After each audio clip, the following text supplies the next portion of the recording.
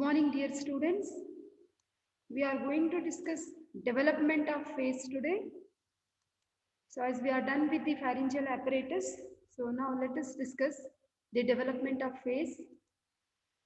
So we did some part of introduction in our previous class and we have seen development of the branchial arches, that is nothing but the pharyngeal arches, pouches and clefts.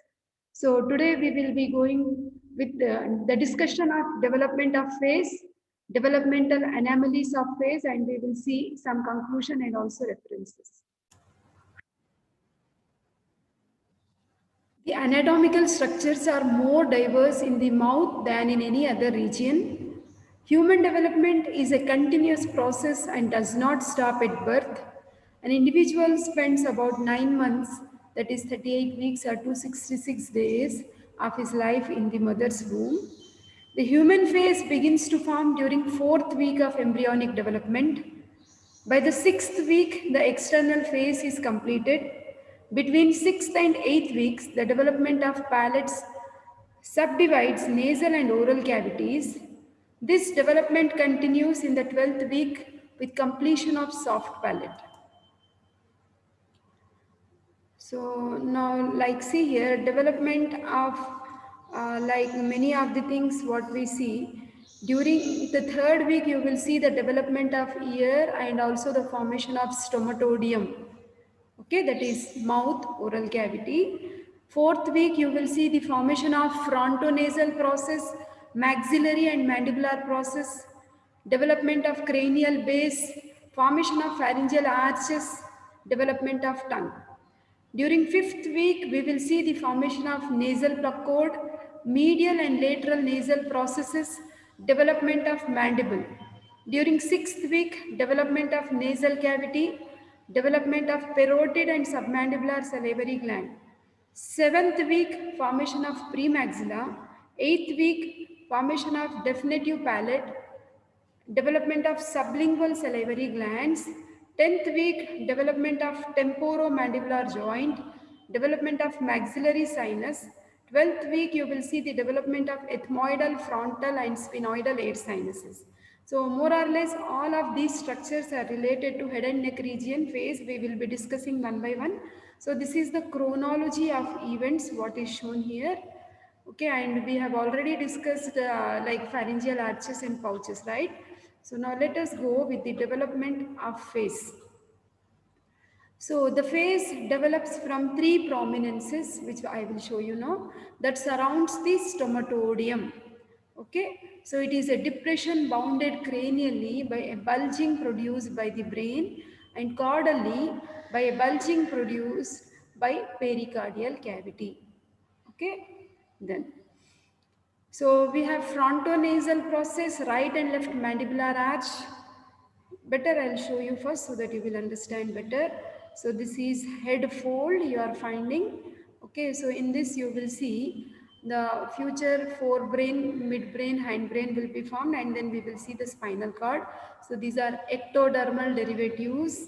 Okay, then this is the stomatodium, which I told is the future mouth. You will see superiorly it has the like fold of this area is actually the frontonasal process. Like I said, stomatodium is nothing but it is bounded cranially by bulging of brain and caudally by pericardial cavity. So this is bulging of brain, this is pericardial cavity. In between whatever like structure you are finding, that is stomatodium.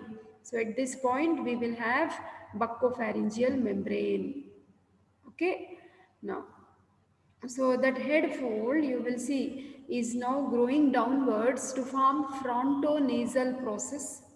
Okay, so let us see the points. Now see here, the mandibular arch is formed, which is dividing into maxillary process and mandibular process.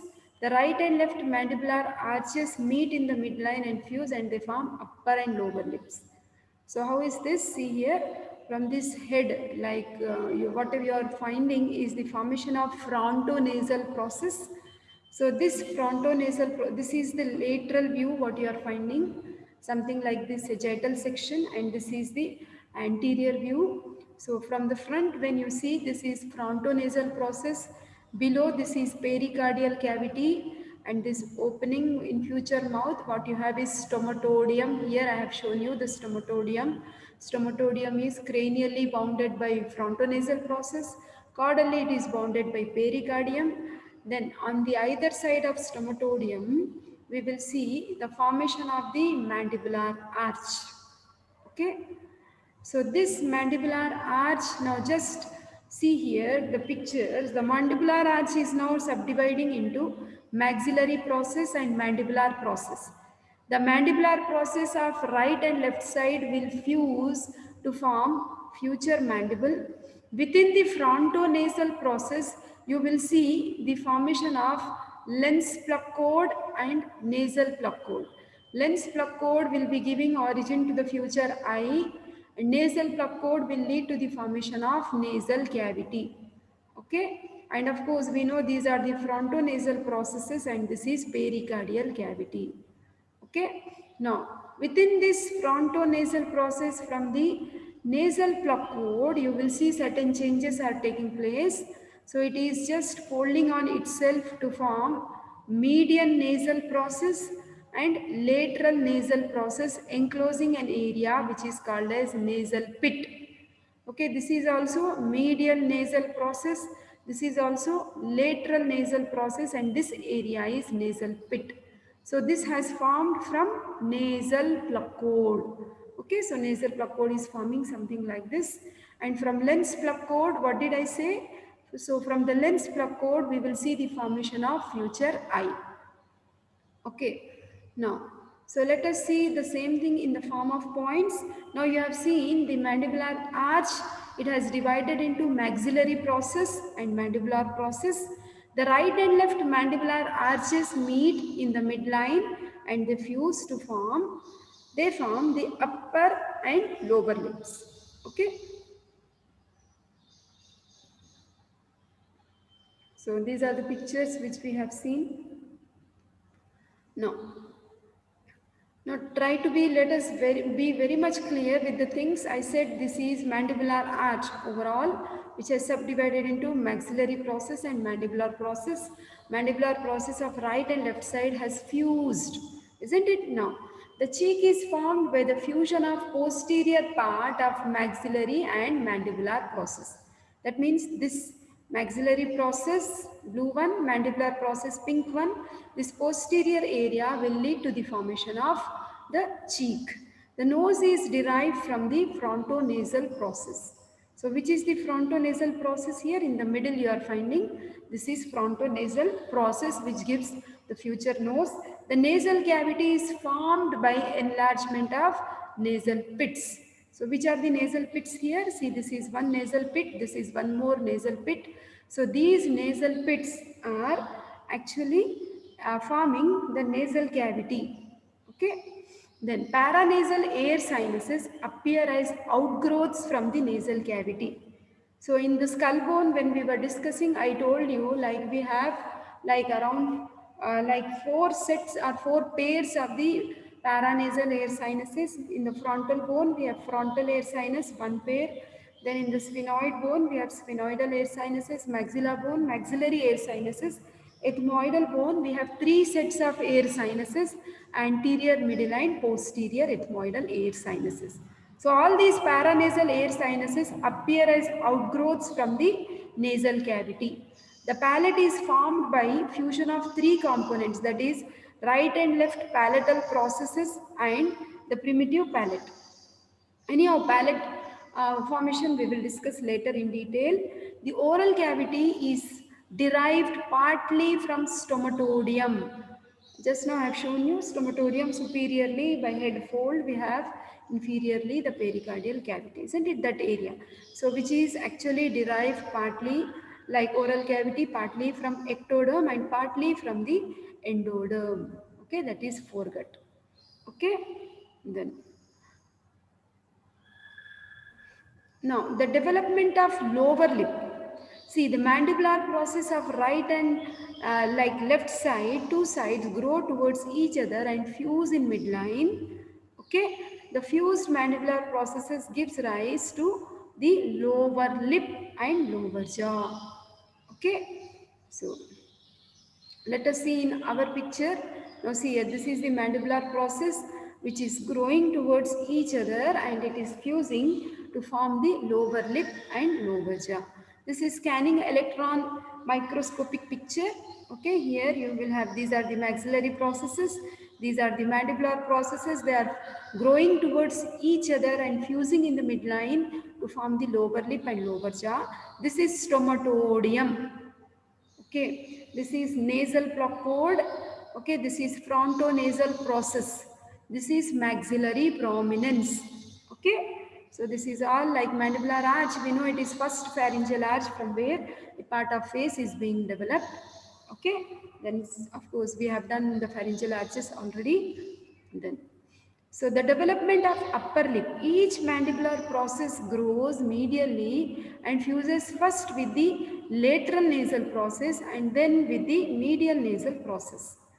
The medial and lateral nasal processes fuse with each other in the nasal pits.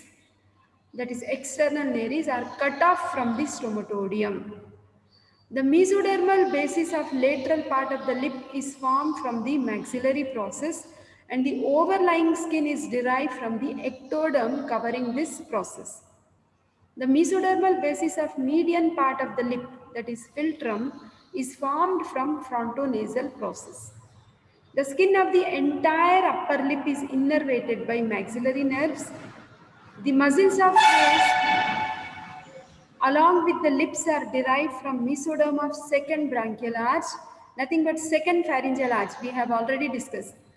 Development of muscles of face is from second branchial arch, hence it is supplied by the nerve of that arch, that is facial nerve.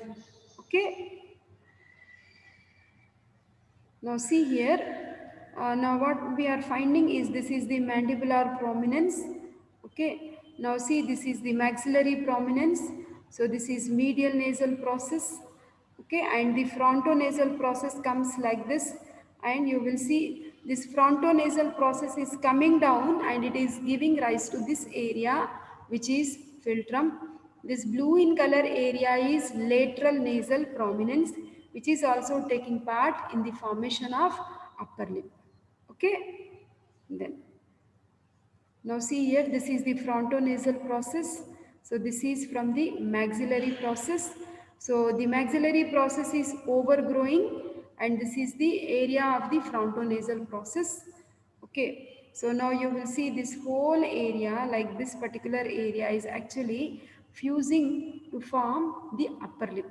So this is frontonasal process again, medial nasal process, lateral nasal process, nasal pit.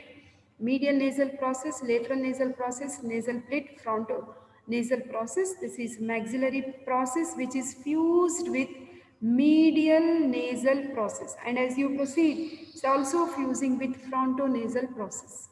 Okay, then development of cheek. So after the formation of upper lip and lower lip, see this is the upper lip and this is the lower lip. So now this upper lip is actually, now you can see it is formed from the lateral part of the upper lip is from maxillary process, isn't it? Middle part, that is philtrum area, it is formed from frontonasal process, isn't it? Then the upper part of the cheek is formed from maxillary process and this area of the nose is actually formed from lateral nasal process.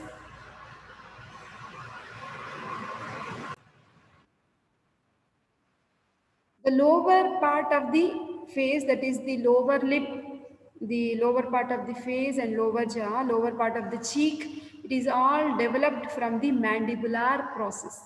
So that's what. Now let us see the development of cheek. After the formation of upper lip and lower lip, the stomatodium, that is mouth, becomes broader. Okay, in its lateral part, it is bounded by maxillary process from above this area and mandibular process from below. Progressive fusion of both the process actually forms the cheek. Okay, so laterally this dotted area is the mandibular process area and lined area is maxillary process area. So hence they are fusing progressively to form this area, that is cheek. Okay. Now the nose is a complex of contributions from frontal prominence, that is the bridge, nothing but this area, like this area, this is the frontonasal process. Okay. Then the medial nasal prominence, medial ridge and tip. Lateral nasal prominence forms the alae, the cartilage of nasal capsule, the septum and cartilage, nasal concave. As the nose becomes prominent, the external nares opens up downwards instead of forwards. Okay, so this is frontonasal eminence, and you can see here nasal plug cord. This is mouth stomatodium. Now you are finding, so like nasal plug cord is this, okay, this one. It is just forming the nasal pit. We know it has medial and the lateral nasal processes, and this is the future like nasal pit. Okay, the future nares or nostriliforms, which is opening downwards. Okay, so this is like one section what we have stained the fetus. You are finding this is the formation of nasal septum, and these are the nasal cavities on either side. Okay, rest of the things you need not concentrate now. We can also talk about the mandibular bone here. Okay, so superiorly we will have the maxillary processes. Okay, so the development of nasal cavity, the nasal cavities are formed by the extension of nasal pits. So these pits are at first in open communication with stomatodium. Soon the medial and lateral nasal processes fuse and form a partition between the pit and the stomatodium. This is a primitive palate and it is derived from frontonasal process. A dorsal orifice that opens into the stomatodium, that is primitive posterior nares. The two nasal sacs enlarge and bring them closer together. The frontonasal process becomes narrower. Okay. Then the nasal cavities are separated from the mouth by the development of palate. The narrowing of frontonasal process and enlargement of nasal cavities brings them close together. The intervening tissue becomes much thinned to form nasal septum. The nasal pits now deepen to form the nasal sacs, which expand both dorsally and caudally. The nasal sac has ventral orifice that opens on the face and it is called anterior nares. Okay. So paranasal air sinuses develop during late fetal life. They form as outward growths or diverticula of the walls of nasal cavities and become air-filled extensions of nasal cavities in adjacent bones. So frontal air sinus is formed around 3 to 4 months of intrauterine life, ethmoidal 4 months, maxillary 10 weeks, and sphenoidal 4 months. Okay.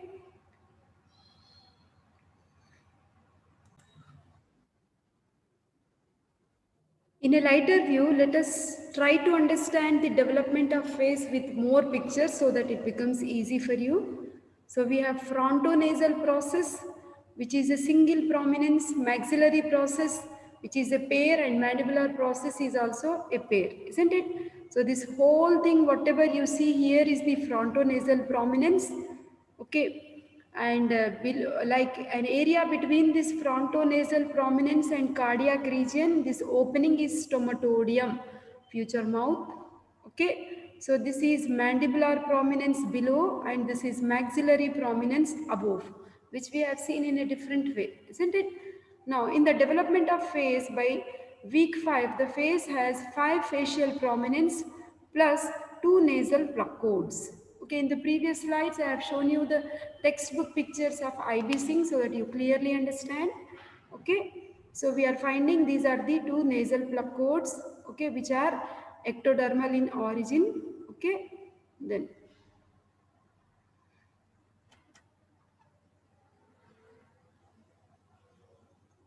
now, so during 5th week, see now you can see here this whole thing is frontonasal process. Okay, and here you will see this blue in color is maxillary prominence.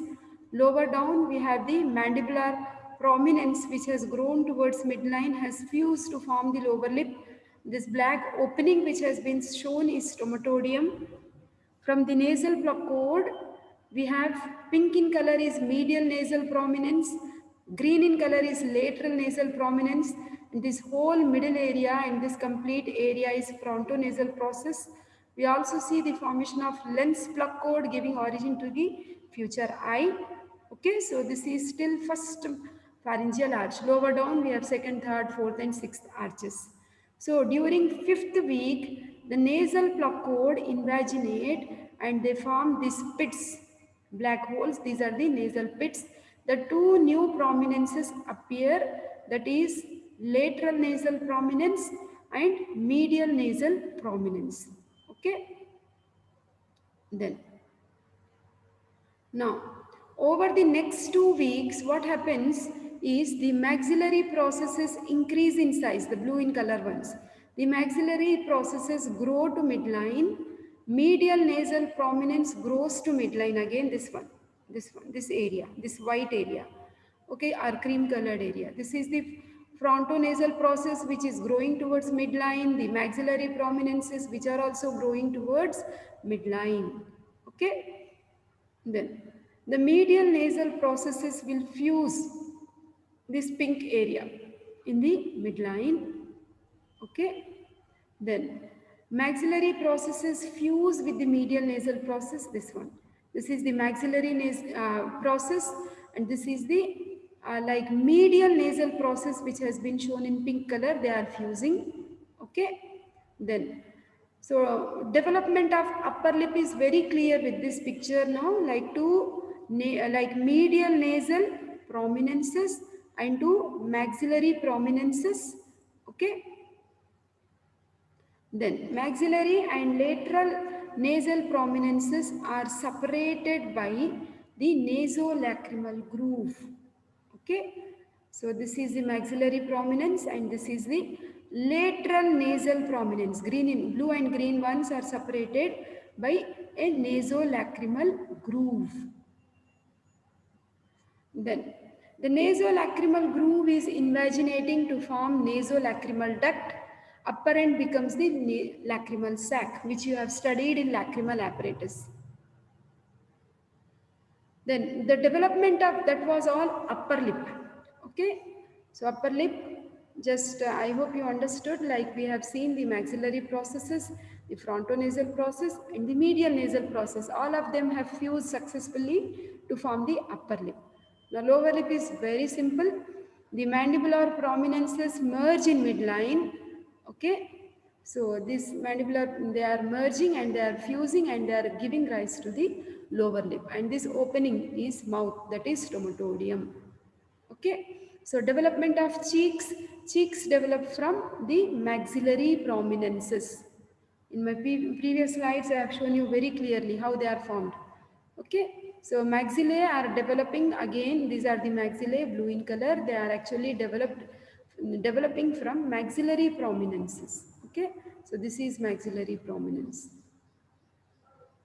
So development of nose, the nose is formed from this frontal prominence bridge, then medial nasal prominence which is shown in pink color, which gives rise to crest and tip of the nose, lateral nasal prominences which form alae of the nose. Okay. Then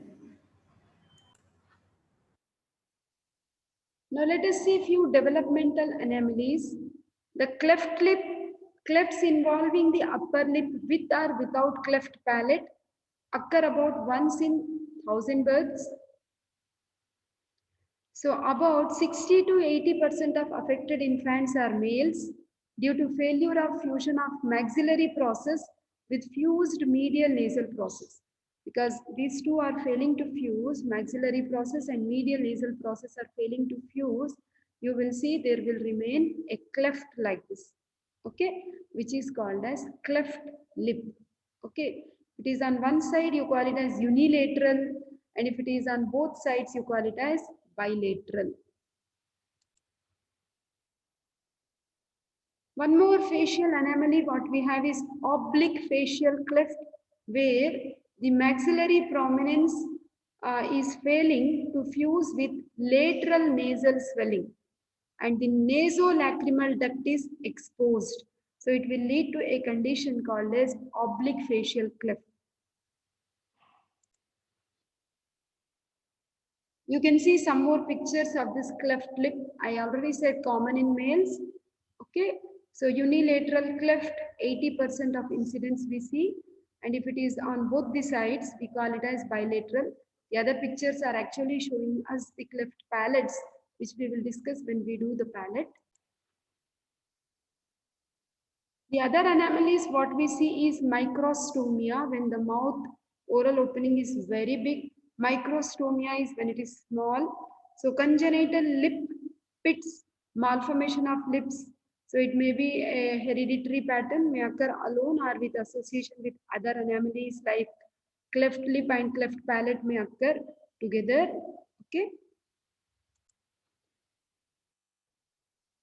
There may be some developmental defects of nose also like this, where you are finding there is bifid nose like two separate nasal cavities you are finding. So that means the frontonasal process formation of septum has not occurred properly. Okay, sometimes there may be an outgrowth like this which is called as proboscis which may develop. The developmental defects with the jaws are agnathia, where you see the lower jaw is not formed. Okay, there may be micrognathia, where you will see the lower jaw is very small, narrow. It can be macrognathia, where you will see the jaw is quite big and bulky.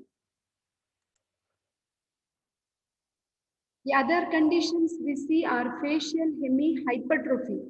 Hypertrophy is when you see asymptomatic growth of one or more body parts like this. Okay, involvement of one side of the face, which is usually facial hemiatrophy. Atrophy is always shrinkage. Hemi is half, so half of the face is shrinking. So slowly progressive atrophy of soft tissue of essentially half of the face characterized by progressive wasting of subcutaneous fat accompanied by atrophy of skin, cartilage, bone and muscle. We have some more pictures which shows the development of nose. Actually, this whole thing is frontonasal process. We have nasal placode, then lens placode. This opening is stomatodeum, isn't it? So we are finding, so we have, this is the mandibular process which is fused to form the lower lip. This is the maxillary process, right? So we are finding, so I just wanted to show you, see this area is nasolacrimal groove, which is between the lateral nasal prominence and the maxillary prominence. Okay, so that nasolacrimal groove. Now, if you have, remember this lacrimal apparatus, so this is the lacrimal sac and this is the nasolacrimal duct which is opening in the inferior meatus of the nose. These are the two alae and this is the septum, isn't it? Now see, each lateral nasal prominence is separated from the maxillary swelling by this nasolacrimal groove. So obstructed duct, the failure of duct to canalize is opened surgically so that the tears can drain into nasal cavity. Okay, so we have few more pictures which help us to understand. See, these maxillary processes are growing towards the medial nasal prominence and frontal nasal prominence. This whole thing forms the upper lip and the mandibular processes of each side. They have grown towards each other to form the lower lip. This opening is stomatodeum. Okay, frontonasal process middle area which forms the midpoint of the upper lip is actually philtrum, isn't it? So these are the different things we see. This is the cleft lip. Okay, the nasal deformities are different type of nasal deformities. Type 1 hypoplasia and atrophy we are finding.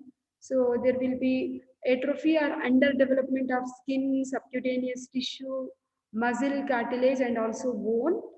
Type 2 hyperplasia. See, aplasia is when it is not properly formed. Hyperplasia means it is excessively formed, duplication. So it may be with clefts also like type 3 or it may be seen in the form of cancers. Okay, that is neoplasms and vascular anomalies. So we have four different types of nasal deformities. There is a condition which is called as Eppard syndrome, characterized by premature fusion of certain skull bones like craniosynostosis. This early fusion prevents the skull from growing normally and affects the shape of head, face. In addition, a varied number of fingers and toes also may be fused together, which is called as syndactyly. Hearing loss may be there.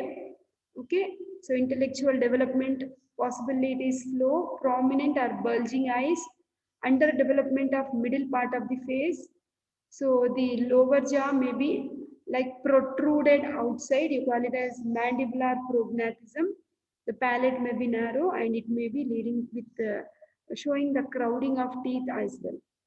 So to conclude, human face is a fascinating study of physiology and psychology.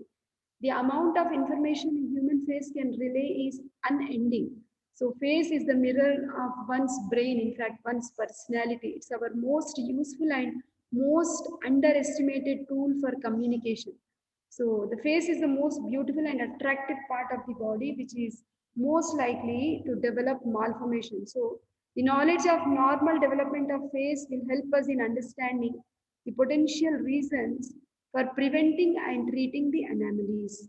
So these are all the references which have been used to help you understand the development of face, which can come as a 5 marks question for your embryology questions of your final exam. Study well. Thank you.